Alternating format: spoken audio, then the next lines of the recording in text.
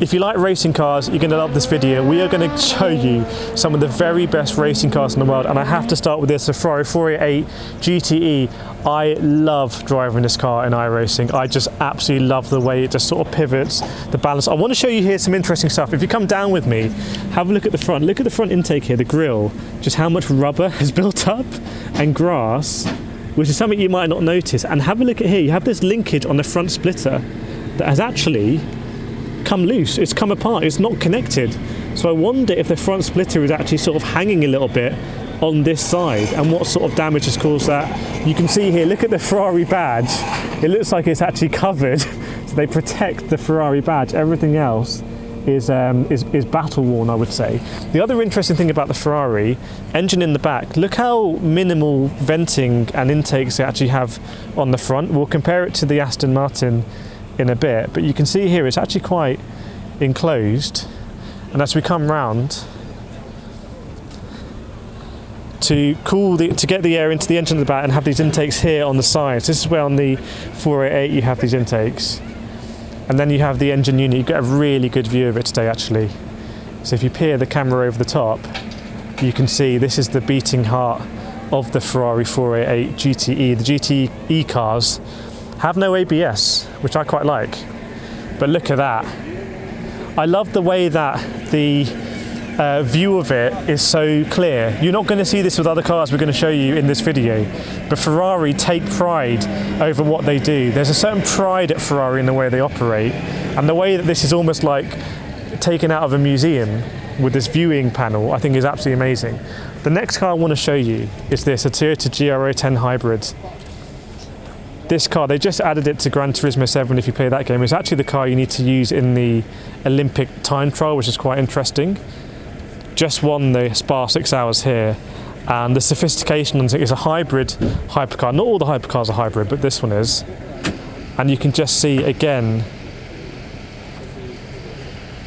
as you see a man getting into the 488 GT there, you might want to go around and get a little bit, look into the cockpit, see just how difficult it is to get in. No, okay, no filming, Castello. And that's a very cosy place to be. You can see the wheel cage, you can see the GT style rim they have on there, and the powering on. This is the Kessel Ferrari. Oh, and it's going to move on. Whoa, nice. Awesome. Off he goes out of part of fair-made conditions. The Kessel Racing 488 GTE. What a machine. I love driving the 488s. And we're going to be followed by the Porsche 911 RSR GTE, which is another great car.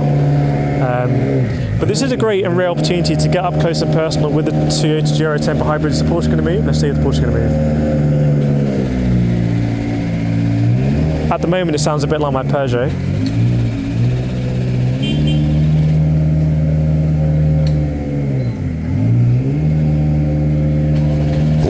Nice. There we go.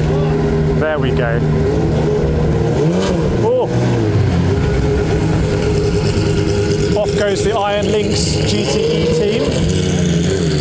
Got the Iron Lynx and the Iron Dames in the pink car. Let's just finish on the Toyota. You never really get an opportunity to get up close, this up close and personal. Have a look here. You've got these stickers here. These R stickers over the front. I've no idea what that is for, but you can see you have these stickers. You have a tiny, tiny grille at the front as well there, which is interesting. But the engineering on the hypercars is insane. You've got the single windscreen wiper. You can see if you go over the tyres, just when they've gone over at the end there and got a bit of rubber on and debris.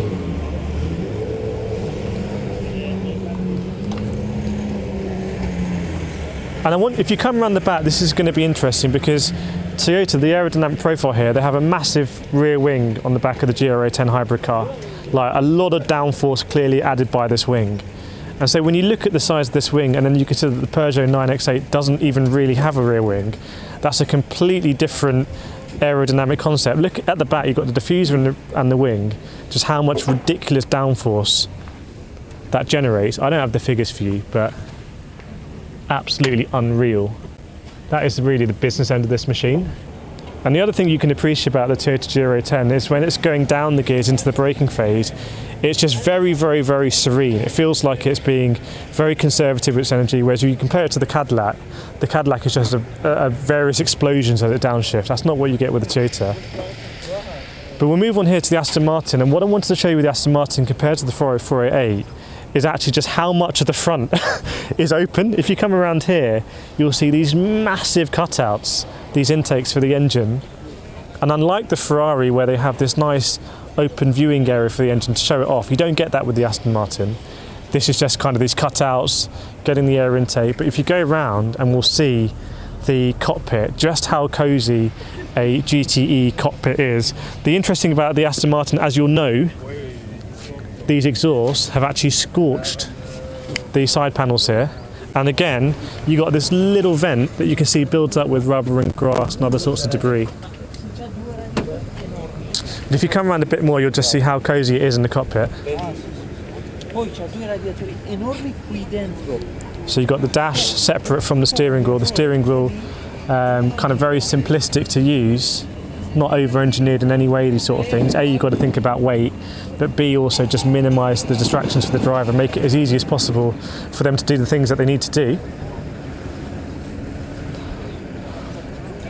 And this is something I really want to show you. Have a look at the obscene size of this rear diffuser. Like, it's just mad.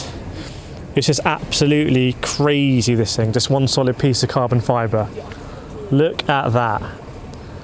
If you look at downforce in the dictionary, in the Pictionary, if that's a thing, that's what you're going to find. Come around here, we can have a look at two of the LMP2 cars. Interestingly, in WC at the moment, because of the regulations on hypercars, the LMP2s are actually relatively quite fast, which has caused a bit of controversy, but these are the spec, I think the Oreca chassis that they have, and I believe it's a Cosworth engine, but I might be wrong. And you can just see, if you look at it from this side, the driver fits barely in there on the other side of the car. Look how tight it is inside that cockpit. It is not a comfortable place to be.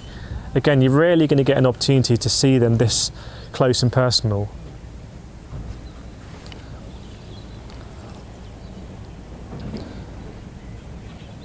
And again, I want to show you some war wounds here that we've got around the front. So much rubber discarded, and you can see here, I'm not sure what's going up here, why it builds at these points in the wheel arches, but on both wheels you can see this rubber just sort of really building up. That you can touch it and take away if you want, but I'm not going to do that. So you've got the rubber building up there, rubber all over the front. Have a look at the wiper that's clearly been washing rubber around here, and you can realise just how much these cars have to deal with, because they're going down the straights at phenomenal speed, all sorts of stuff going on the track, being spat up in front of the driver, and suddenly it doesn't feel like such a serene place to be, does it?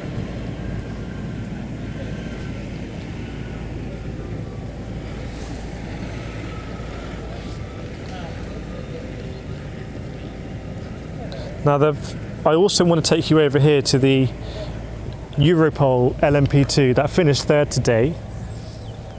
Albert Costa doing, I think he set the fastest lap in this car. And by the way, as always, if you're enjoying these videos, please make sure you like, subscribe. Because of you, we get to go to these places and do these sort of things, which is absolutely incredible. So thank you very much. I massively appreciate you. Let's go over to the Europol. I keep saying Interpol, but it's actually the Europol LMP2. And again, because of the colourway, the green and yellow, it's because I think it's called the Intersport Europol. So I always say Interpol, which is something very different. But you can just very clearly see here the rubber build up and sort of battle hardened. Let me know, do you prefer cars looking like this, or do you prefer cars looking pristine? I think there's different views on this sort of thing. Different views, but generally you can see that they have kept the car clean. I can't really see any visible damage to this car, and that's probably why they finished on the podium. By the way, on the left here, under this cover, that I believe is the unmistakable shape of the Ferrari 499P. The reason there's a cover on it is because there was quite a big accident on the side. I think we can go here because it's outside of the cover. So you can see here all the carbon fibre. This had a very unusual crash coming out of the pits, actually, I think. as we touch a little bit of the car, and you can see the carbon fibre that's been put on the truck as they've recovered the car. This has been a car that's been in the wars. If you have a look here at the back of the rear left wheel, just look how much force has been applied to that wheel at the bottom. It looked like quite an innocuous crash, but look how that wheel has completely buckled in that way. That is absolutely incredible amount of force on the side there. And no wonder, I think that's the rear wing that's come off and the rear end plate on one side as well. So, massive, massive, massive forces against this crash. We can't see that car because they don't want to show all the insides of it. Now it's been in the wars.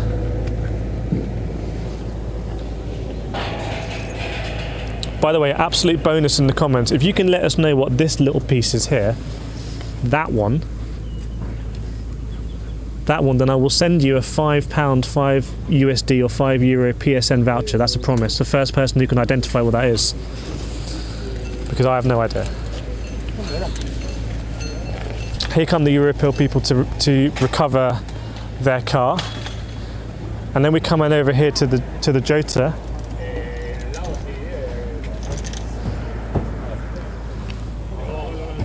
By the way, can we just appreciate Ferrari, they never half-ass anything. The cover on that car looks like it's about to unveil the next Ferrari hypercar.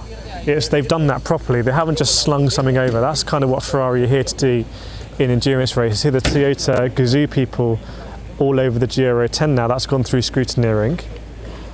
And can we just look at the side profile of the Aston here and just look at the size of the rear diffuser. Just the amount of downforce you're getting off that wing and the diffuser, that is aerodynamic grip.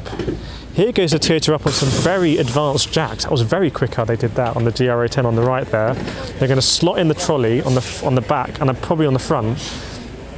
The trolleys aren't so sophisticated, but the jack was.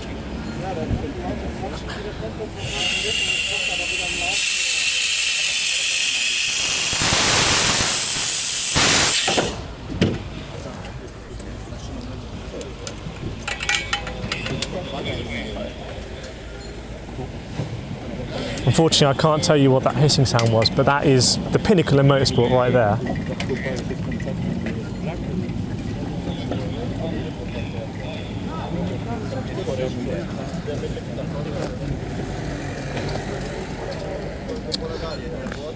But yeah, that's going to wrap it up for us today. Absolutely insane to see these cars up close and personal. This is probably the most expensive car park in the world right now, and it's been amazing to share it with you. So make sure you like, subscribe, all of that good stuff.